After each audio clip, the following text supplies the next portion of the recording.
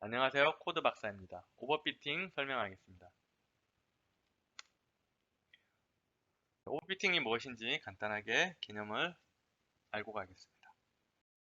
다음과 같이 클래스가 5인 데이터들이 이렇게 분포되어 있습니다. 그래서 이게 하나, 둘, 셋, 넷, 다섯 개 이런 식으로 데이터가 분포되어 있다고 합시다. 이것을 각각의 이제 바운더리 디시전 하는 함수를 그린다면 왼쪽처럼 이런 식으로 좀 더 데이터의 군집 형태에 세밀하게 바운더리 디시전 할 수 있는 함수를 그릴 수 있고, 반면에 오른쪽처럼 좀 덜 세밀하게 바운더리 디시전 할 수 있는 그래프를 그릴 수가 있습니다. 그래서 오버피팅, 좀 더 세밀하게 그래프를 그린 것을 오버피팅이라고 하고, 그 반대 좀 덜 세밀하게 바운드 디시전 할 수 있는 그래프를 그린 것을 이제 언더피팅 되었다고 합니다.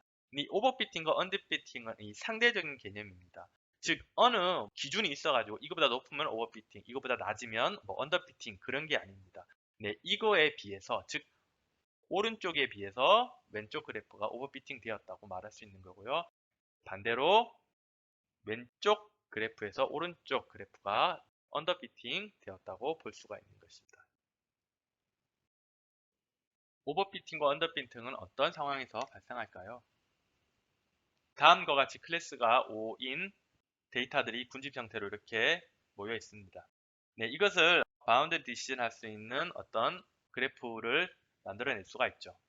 이렇게 뉴럴 네트워크에서 히든 레이어를 여러 개 두게 되면 각각의 히든 레이어를 통과할 때 필요한 선형 함수를 만들어낼 수 있는 웨이트 바이어스들이 있음을 의미하는 거고, 이 각각의 이 웨이트 바이어스들은 데이터의 군집 형태를 만들어낼 수 있는 어떤 선들을 의미하는 것입니다. 그리고 그 교차점 또한 이렇게 교차 영역 또한 만들어낼 수 있음을 의미하는 거죠. 그렇다면 이렇게 히든 레이어가 더 많은 경우도 있고, 이렇게 하나의 히든 레이어 안에서 이 노드가 더 많은 경우도 있을 수 있겠죠. 이런 경우는 당연히 더 많은 웨이트와 바이어스들이 있음을 의미하는 거고, 더 많은 선들을 있음을 의미하는 것입니다. 즉 하나의 레이어에 노드가 더 많은 경우 또한 더 데이터 군집 형태에 좀 더 세밀하게 바운드 디시전 할 수 있는 그래프를 만들어 낼 수 있는 함수를 의미하는 것입니다. 그렇다면 오버피팅이 발생하는 것은 결국에는 레이어가 더 많아지거나, 그러면 당연히 웨이트 바이어스가 많아지기 때문이죠. 그리고 이 레이어 내에서도 각각의 노드들이 더 많아지거나, 이 경우에도 역시 웨이트 바이어스가 더 많이 생기는 것을 의미하는 거니까 선이 더 많다는 것을. 그리고 이것을 인풋 레이어의 X 값들, 이것을 이제 피처라고 하는데, 어떤 특징, 특징에 대한 이 차원이 많아질수록 또한 이제 오버피팅이 발생하기 쉽습니다. 왜냐하면 이것 또한 역시 웨이트 바이어스들을 더 많이 만들어 내니까요. 그래서 레이어가 많거나 피처가 너무 많거나, 그리고 한 레이어에서 노드가 많거나, 이렇게 크게 세 가지 경우에 이제 오버피팅이 발생할 수 있다고 보시면 되고요. 네, 당연히 이제 언더피팅은 그 반대가 되겠죠. 언더피팅은 레이어 개수가 너무 작거나, 또 노드 하나의 레이어에서도 노드가 너무 작거나, 그리고 피처 개수가 너무 작거나, 이런 경우에 이제 언더피팅이 발생한다고 볼 수가 있습니다. 그러면 오버피팅과 언더피팅은 어떤 문제를 야기할까요?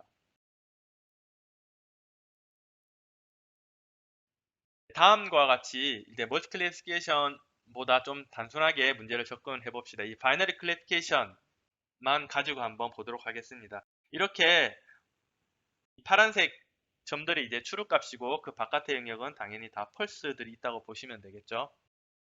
이렇게 데이터가 군집 형태로 모여 있는 것에 대한 바운더리 디시전 함수를 왼쪽과 오른쪽, 왼쪽은 오버피팅된 형태로 이렇게 만들어낼 수가 있고, 오른쪽은 이제 언더피팅된 어떤 그래프로 만들어낼 수가 있습니다.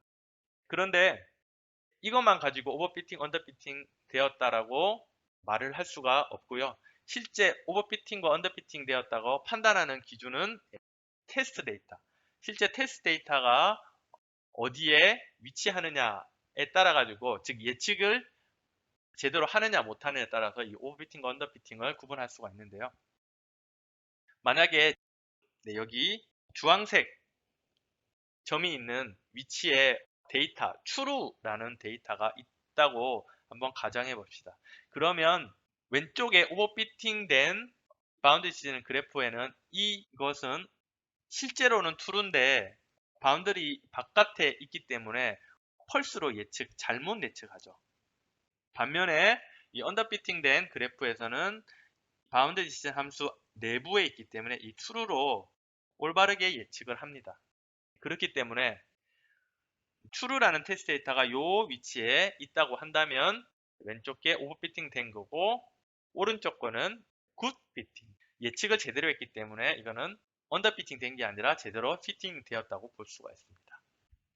그러면 다음과 같이 왼쪽과 오른쪽 오버피팅, 언더피팅 된 그래프가 있습니다. 이번에는 이 지점에 true가 아닌 펄스 데이터가 나와야 하는 테스트 데이터가 있다고 가정해 봅시다. 그러면 왼쪽 그래프에서는 바운더리 디시전 함수 바깥은 다 펄스가 나와야죠. 여기는 다 펄스가 나와야 됩니다. 그렇기 때문에 이 영역 또한 펄스가 나올 것입니다. 즉 제대로 예측했다고 볼 수가 있는 것이죠. 반면에 오른쪽 된 언더피팅 된 바운더리 디시전 함수 이 내부에 펄스 데이터가 나와야 되는데, 이 바운더리 디시전 내부에는 당연히 실제로 테스트 해보면 true가 나오겠죠. 그렇기 때문에 실제 데이터와 다르게 예측된다고 볼 수가 있습니다. 때문에 왼쪽 그래프가 오버피팅 되는 게 아니라 굿피팅, 잘 예측했기 때문에 굿피팅 되었다고 볼 수가 있고요.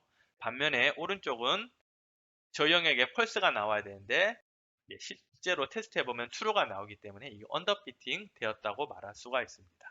그렇기 때문에 이 바운드 디시전 할 수 있는 한 그래프에서 이 실제 테스트 데이터가 어디에 위치하느냐에 따라서 그게 굿피팅 되었다, 언더피팅 되었다, 그거를 판단할 수 있게 되는 것입니다.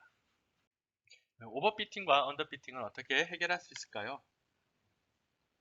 오버피팅과 언더피팅이 발생하는 것은 레이어 개수가 너무 많거나 또는 적거나, 아니면 한 레이어에 노드가 너무 많거나 적거나, 아니면 피처가 너무 많거나 적거나인데, 그거는 사실 데이터 개수에 비해서 많거나 적거나일 때 오버피팅과 언더피팅이 발생한다고 볼 수가 있습니다. 때문에 이 오버피팅과 언더피팅을 해결하려면 가장 좋은 해결책은 사실 이렇게 데이터가 훨씬 더 많아지면 됩니다. 왜 그러냐 하면 데이터가 이렇게 촘촘히 빽빽히 있으면 이 데이터의 군집 형태가 훨씬 더 명확하죠. 어떤 모양인지 좀 더 명확합니다. 데이터가 많을수록. 다음과 같이 이렇게 보시면 데이터가 좀 더 많을수록 이 왼쪽이 이제 오버피팅 된 거고 오른쪽이 이제 언더피팅 된 건데, 데이터가 많을수록 이렇게 오버피팅과 언더피팅 된 그래프의 차이가 크게 나지 않는다는 것을 알 수가 있습니다. 한꺼번에 이렇게 같이 보시면 상단에 있는 것은 데이터가 적을 때 이게 오버피팅, 이게 언더피팅 된 거죠. 반면에 아래쪽에는 데이터가 훨씬 더 많을 때 이게 오버피팅, 이게 언더피팅 된 거죠. 그래서 보시면 상단에 있는 데이터가 적을 때는 오버피팅과 언더피팅의 그래프의 차이가 훨씬 더 다르게 나지만, 아래쪽에 보면 데이터가 많을 경우는 오버피팅 된 거나 언더피팅 된 거나 이 그래프의 그림이 차이가 훨씬 덜 하다는 걸 알 수 있습니다. 그래서 데이터가 많으면 많을수록 오버피팅과 언더피팅 문제를 동시에 해결할 수 있다고 보시면 됩니다. 다음, 오버피팅을 해결할 수 있는 방법은 불필요한 특징을 줄이는 것입니다. 다음과 같이 화면에 보시면 상단에 지금 n개의 X, 이 퓨처 특징들이 있죠. 이게 특징이 많을수록 네, 피처가 많을수록 이 웨이트 바이어스가 많다는 것을 의미하고, 더 많은 웨이트 바이어스들은 더 많은 선들과 교차항력을 만들어낼 수 있으므로 좀 더 데이터 군입 형태의 아주 세밀한 바운드 디시전을 할 수 있는 그래프를 그린다는 의미입니다. 그러면 이 불필요한 특징 S 차원을 이런 식으로 이렇게 두 개로 가령 줄였다. 그러면 이런 식으로 오버피팅이 웨이트 바이어스가 적어지기 때문에 오버피팅이 덜 발생하겠죠.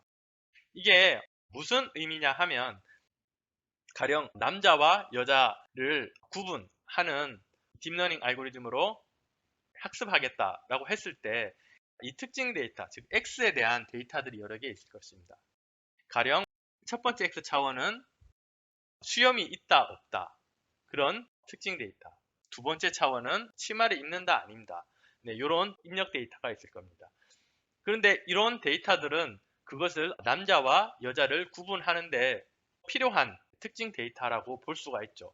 즉 수염이 있으면 남자일 확률이 높은 거고요. 반면에 수염이 없으면 남자일 확률이 그만큼 낮은 거죠. 또한 치마를 입으면 여자일 확률이 높은 거고, 안 입으면 여자일 확률이 그만큼 낮은 거죠.